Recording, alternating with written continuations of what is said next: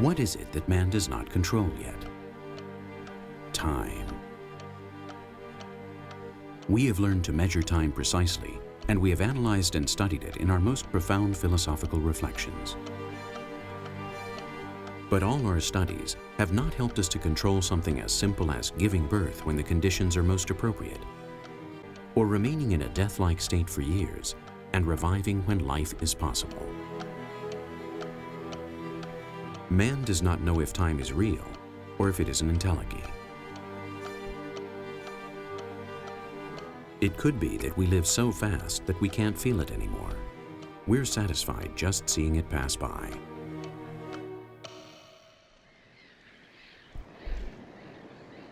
Other living beings seem to have a closer relationship with time.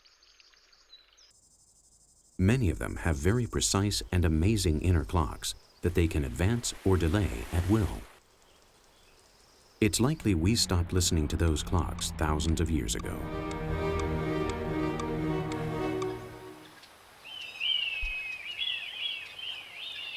It seems to be the time for the kites here on the Okavango River. We've been traveling around Namibia and Botswana for weeks, and we haven't seen any of them before. But all of them are here. We don't understand the reason for such a mass grouping, but it's clear these kites are waiting for something. In just a few seconds, the air filled with reasons. The reason was that out of the thousands of termite mounds, winged princesses and males began to emerge in search of a new kingdom. It's their moment. It's the appropriate time to mate and to start new termite mounds. The right temperature, humidity, and sunlight have triggered their hormone timer. But undoubtedly, the strangest thing was why these kites were there. They were waiting for them. These birds have come exclusively to feed on kings and queens. They have synchronized their timer with the insects. They knew the time and place for their yearly appointment with the termites, and the kites were right on time.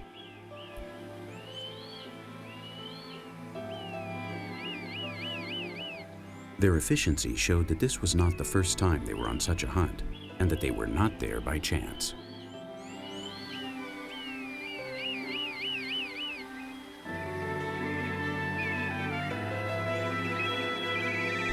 In less than an hour, the termites had stopped flying up, and the kites scattered again all over the territory. We didn't find them again. There is no man-made computer with enough parameters to parallel the accuracy that rules the skies at the Tropic of Capricorn.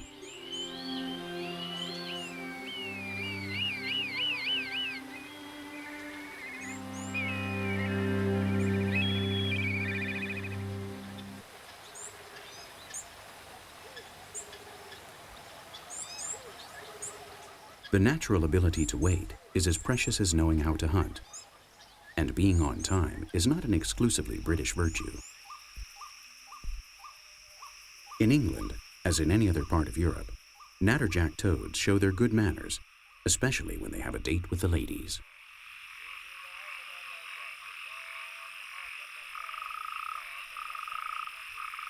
Contrary to popular belief, many amphibians spend most of their time in dry and even arid places. They only come to the water once a year, when it's necessary to mate.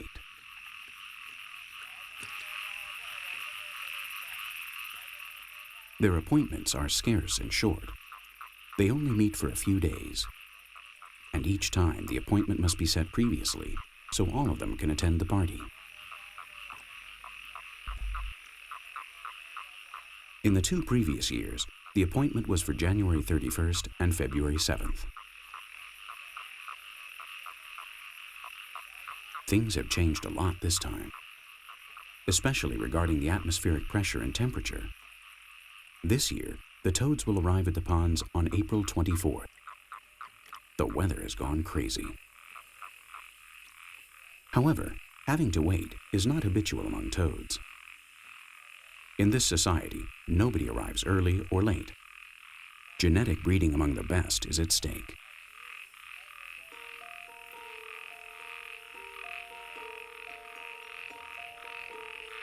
The males were the first to arrive, as it should be.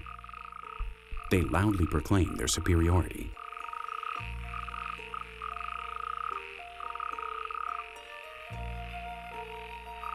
They will spend 1 or 2 weeks croaking, waiting for a continuous line of females to approach their noisy pond. At night, directed by a weather station that analyzes weather, temperature, and humidity, the ladies come to the pond. Just for a day, for a few hours, and they'll spend only 1 night with their chosen mate, their warty knight in shining armor.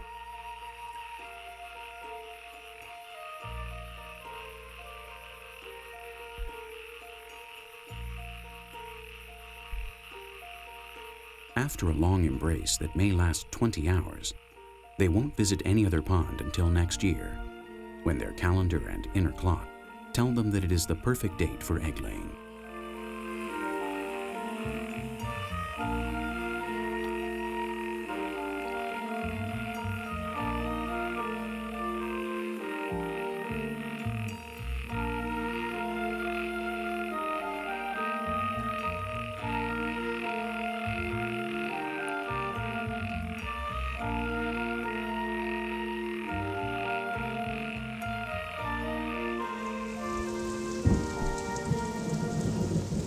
Animals show an almost paranormal knowledge of meteorology. They always know when it's going to rain or when it's going to be sunny. In fact, some weather forecasts are based on watching how some living beings behave. Sometimes their appearance is the most trustworthy indicator of a change in environmental conditions.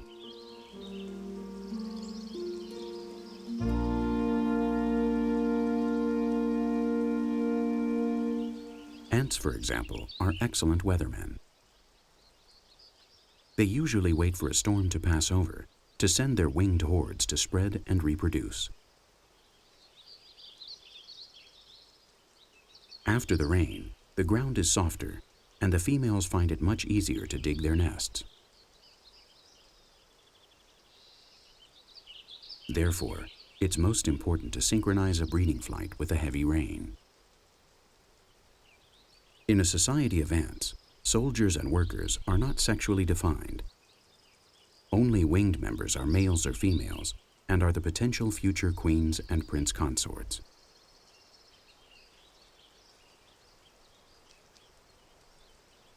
The raising of winged ants is controlled and timed precisely so that all of them mature at the same time. That way, they will have the most possibilities to have a successful mass fecundation.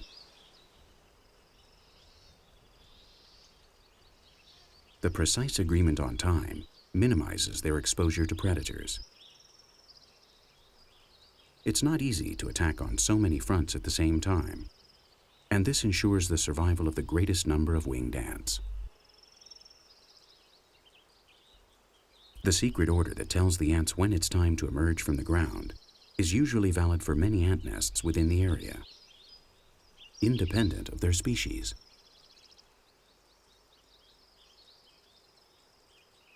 However, some other nests are not synchronized. It's likely that the reason for this lies in the form of another defense mechanism for the species. Man cannot accurately define the factors that trigger these procreative orgies. The accurate ants do not get confused. In fact, their behavior has made them one of the largest zoological families in the world.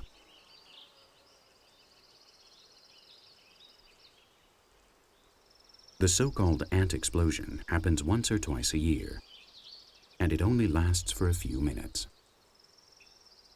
After less than half an hour, nobody is left except 1 or 2 fertilized females that lose their wings and begin to dig their nests.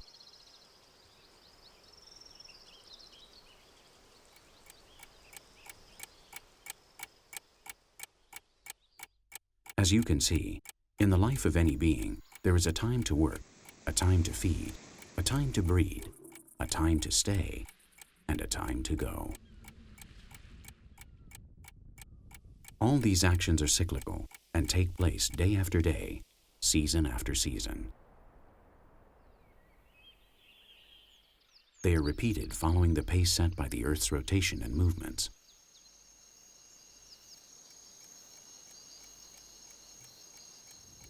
Man has measured these cycles with clocks and calendars and translated them into years, months, days, and seconds.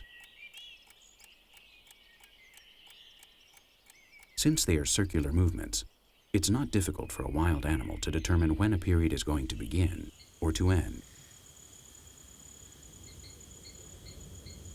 Even man finds it easy to recognize when a new summer starts or ends after feeling the rising or falling temperatures.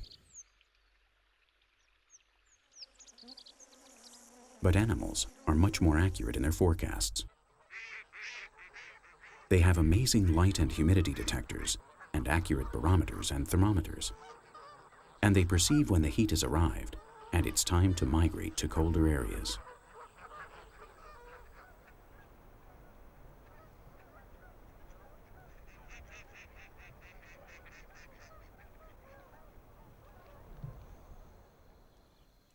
Migration is a key time, and not only in the life of a specific individual or a couple. It may be essential for the whole colony, or even an entire species.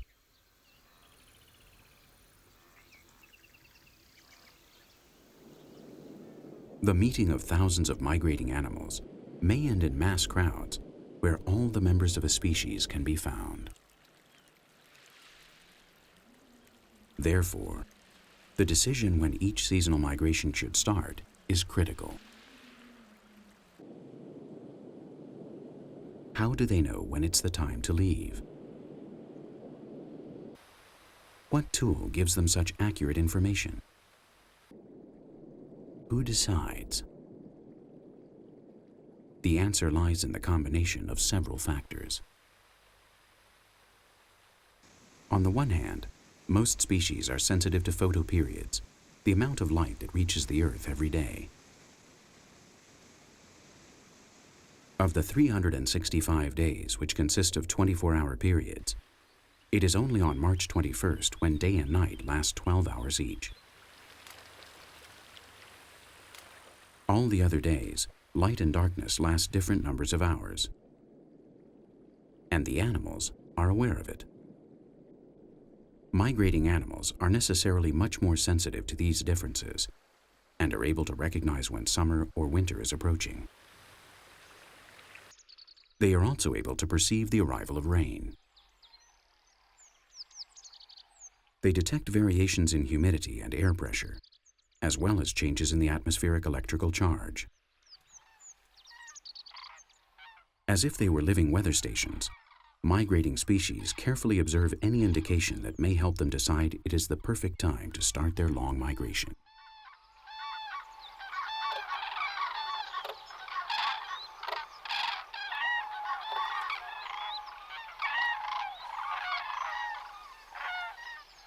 When for some animals it is time to migrate, for other animals, changes in the weather bring about the powerful need to prepare a shelter for their future offspring.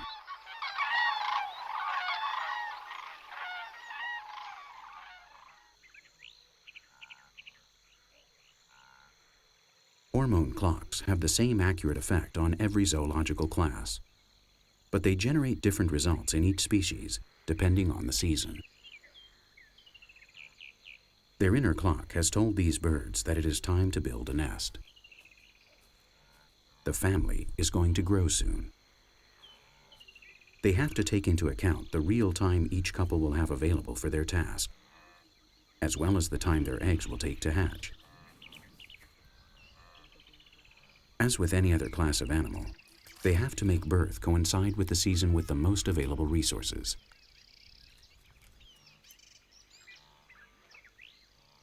Their building instinct has been triggered by an infallible alarm clock: sexual hormones.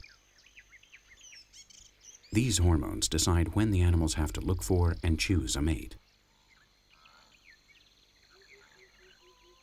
They have worked hard building a nest, but they have also built closer links and ties that will turn their relationship into a stable one, with sexual love and fertility, the prerequisites to succeed genetically.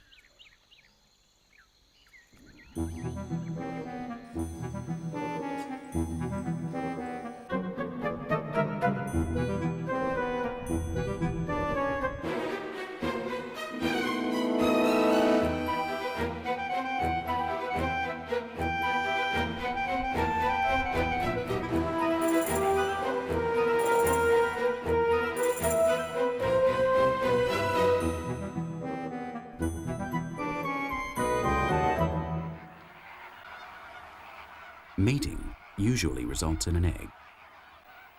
Most animals have chosen a small safe to ensure the protection of their children.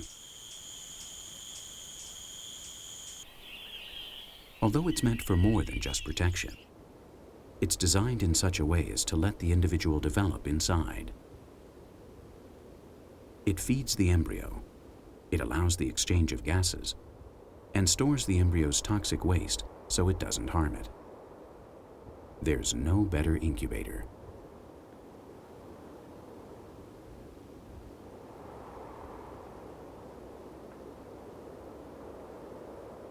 In certain zoological families, gender is established within the egg, depending on the incubating heat. At average heat levels, the hatching of males and females is balanced. But if the temperature rises or falls much over or below the average, the female-to-male ratio is different and determined by the conditions for survival in the ecosystem.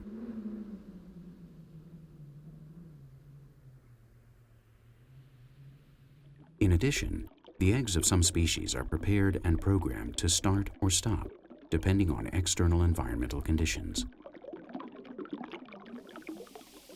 Some of them can remain in suspended animation and will hatch many years later when they detect a certain air pressure, certain rays of sunlight, or a certain percentage of humidity.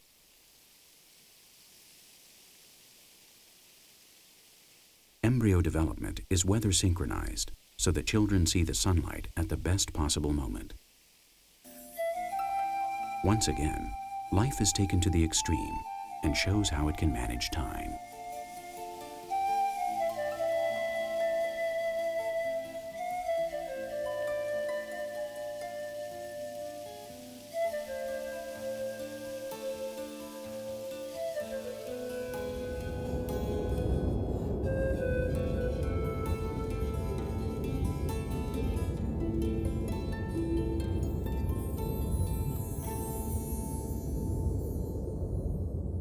Temporary biological suspension is also possible outside the egg.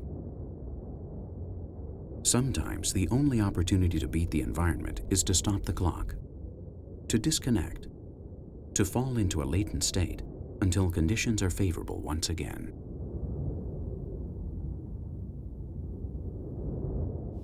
In almost every zoological class, we can find animals that hibernate or rest in summertime. In those moments, they don't waste energy and therefore don't need to feed. For other animals, these pauses imply different stages in their lives.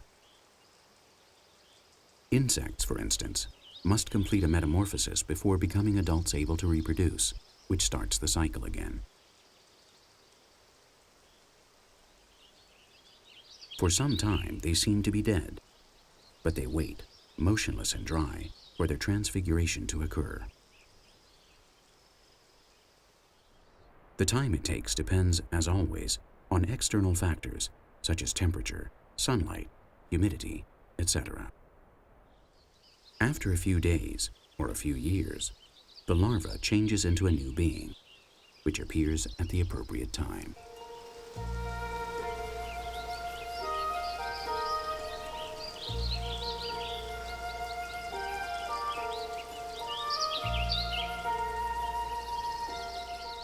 It's life in installments.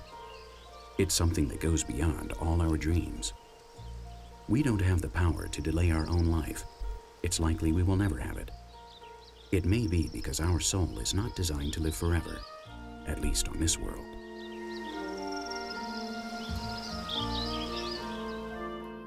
Nowadays, the freezing of embryonic or sexual cells and cloning could make, at least theoretically, a second life possible, or make it easier to become parents after our deaths. But the methods to achieve this feat are questioned by society. While cryogenesis is still only possible for Sleeping Beauty.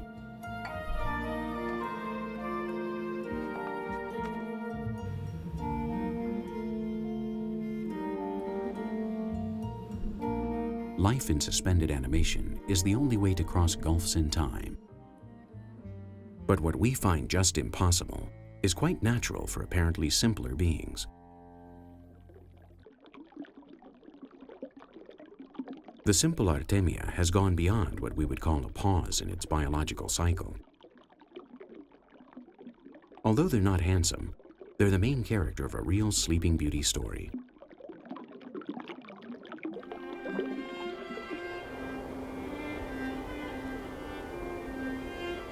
Once upon a time, in southern Africa, a colony of artemia laid their eggs before a dry period that lasted 100 years.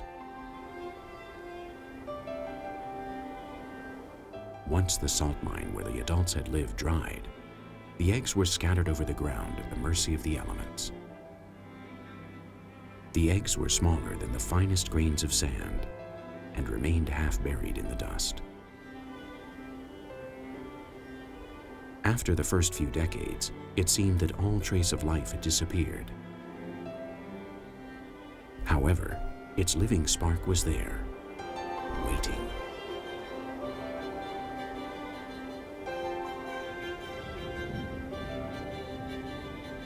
More than 100 years after the eggs were produced, the sky was gray and heavy over the thirsty ground. On that afternoon, the sky opened and it rained.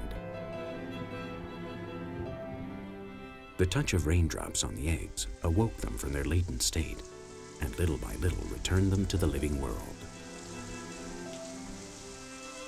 A cascade of hormones was started inside the still living eggs. Just 1%, but it was enough to start again.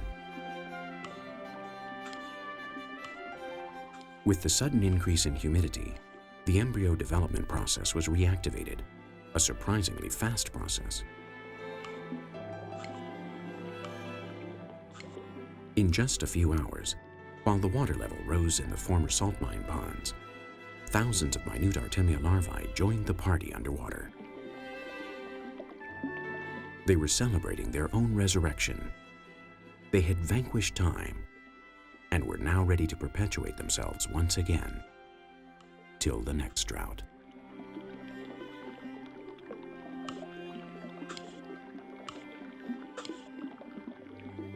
According to some studies, the temporary death-like stage of these crustaceans can span up to 1,000 years.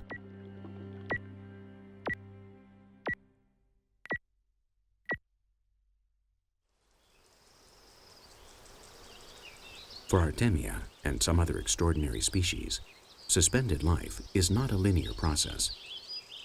That's why they break our traditional succession from birth, growth, reproduction, and death, called life. The ability to stop the life process and to reactivate it later and organize a biochemical device that can be restarted with just some drops of water or by a slight barometric variation, that represents the conquest of time. It's making fun of the clock, escaping death, and approaching eternal life. A dream as ancient as it is impossible for mankind. Eternity, however, is really seductive for man. We are the only animal that is aware that sooner or later, we are going to die.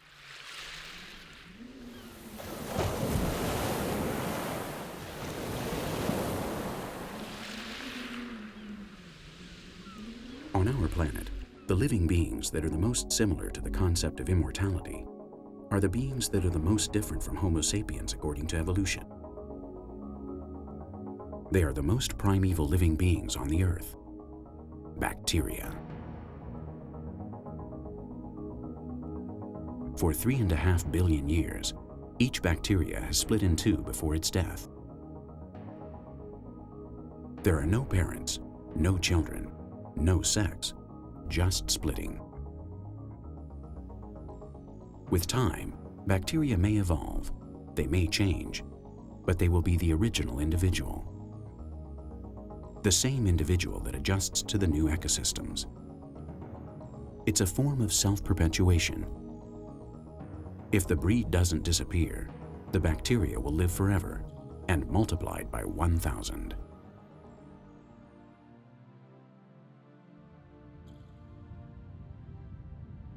Some say that the first bacteria arrived on Earth from outer space.